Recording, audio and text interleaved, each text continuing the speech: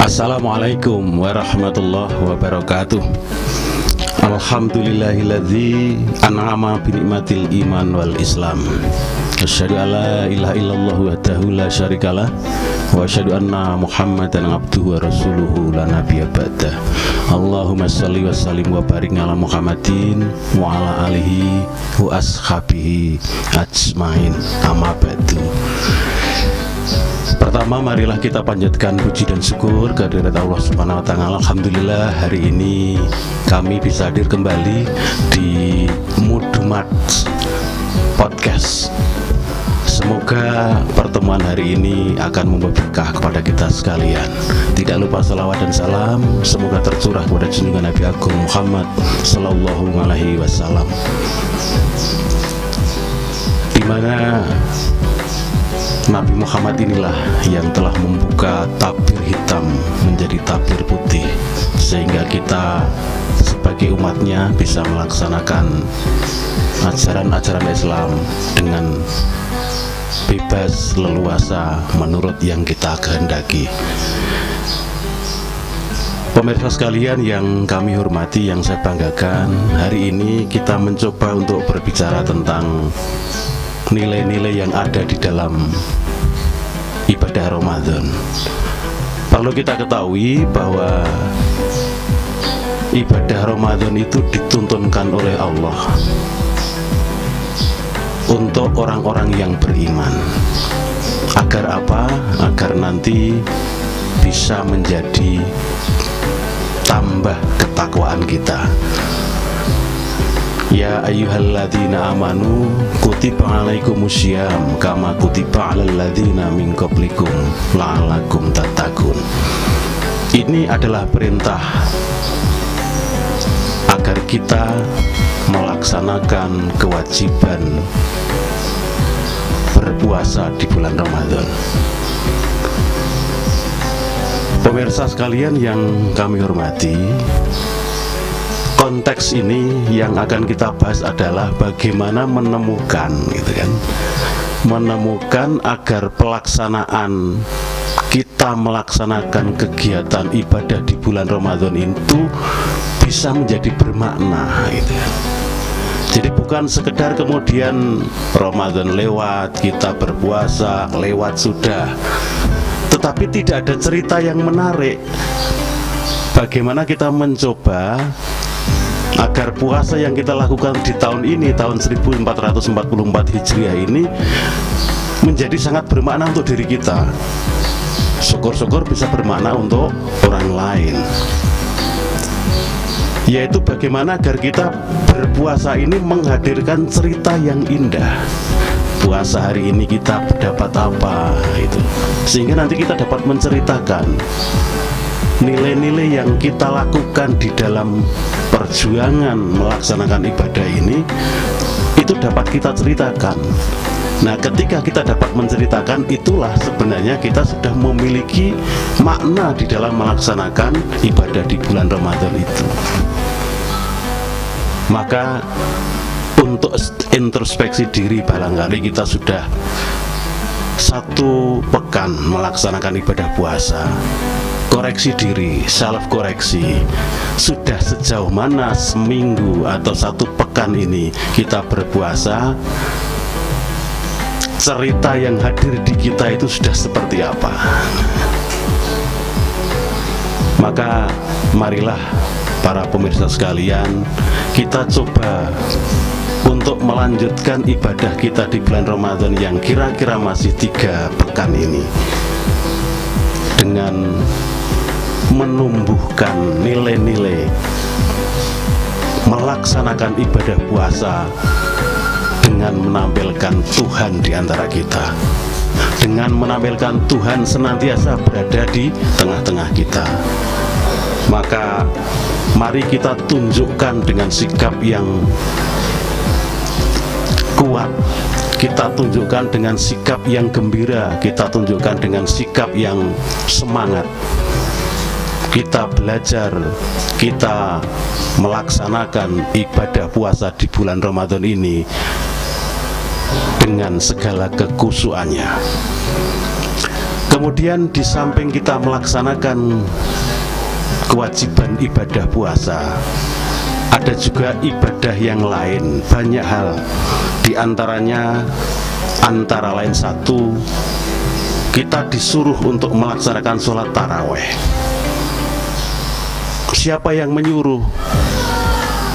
Ini adalah ajaran, berarti Allah yang menyuruh lewat Rasulullah.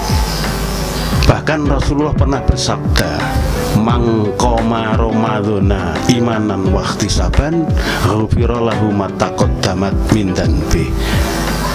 Barang siapa yang melaksanakan sholat tarawih dengan khusyuk mengharap ridho Allah, maka dosa-dosanya yang telah lalu akan diampuni. Ini motivasi yang luar biasa. Maka mari kita tunjukkan pelaksanaan sholat tarawih kita dengan sekhusyuk mungkin, sehingga sholat tarawih kita juga bermakna bagi diri kita.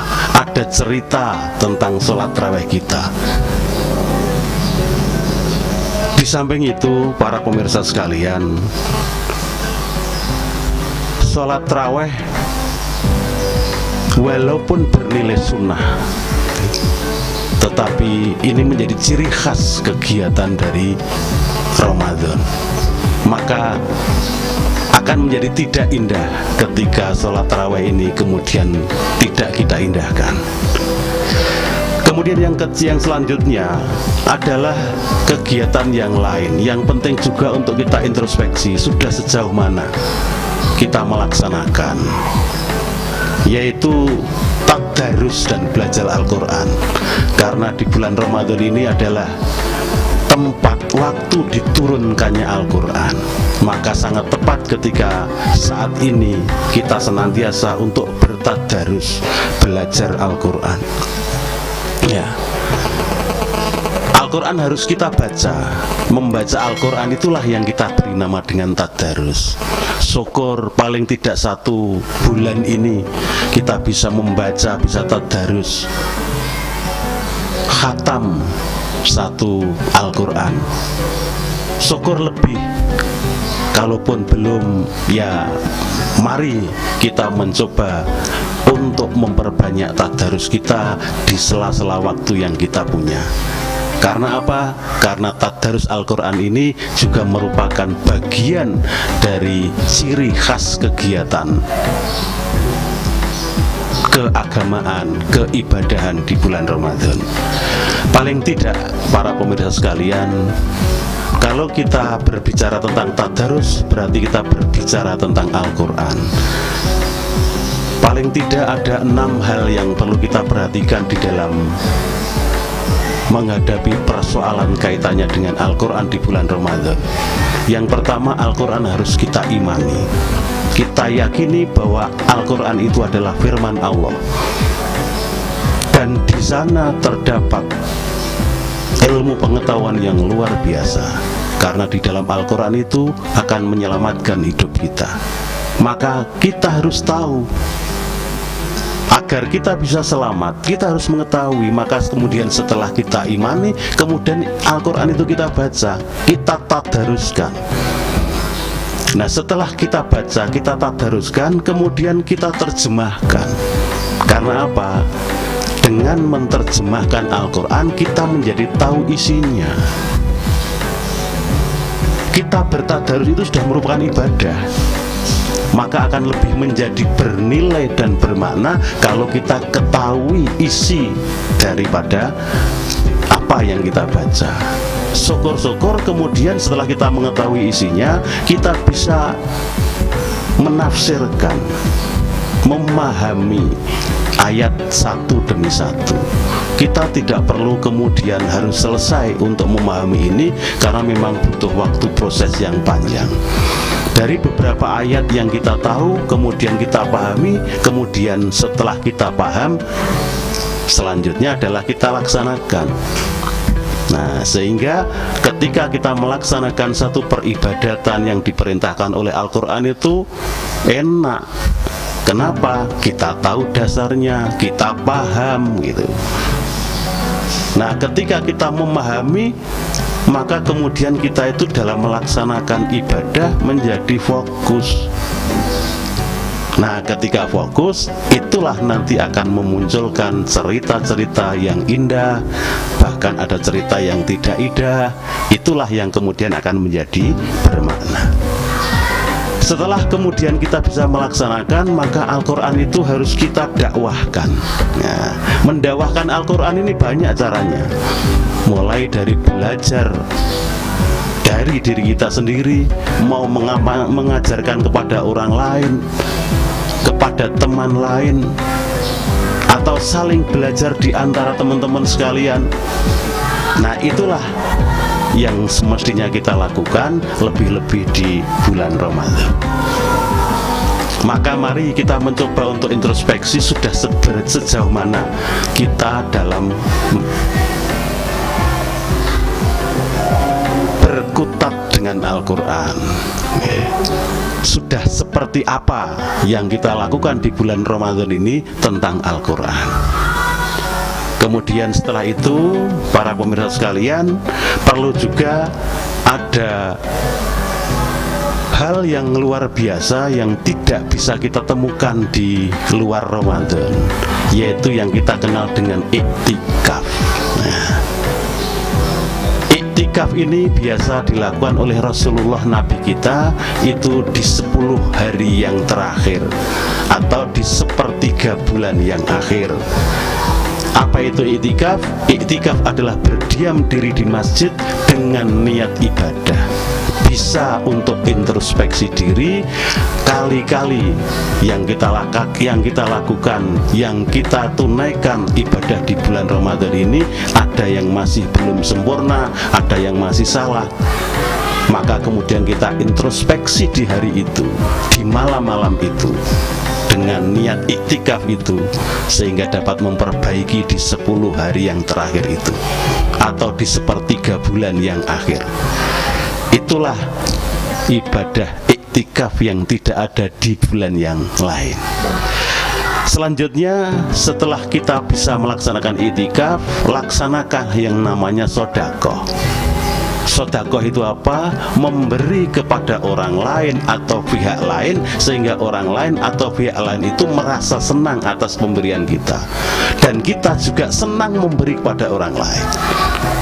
Apapun bentuknya, bisa ilmu pengetahuan, bisa makanan, bisa bantuan yang sifatnya jasa.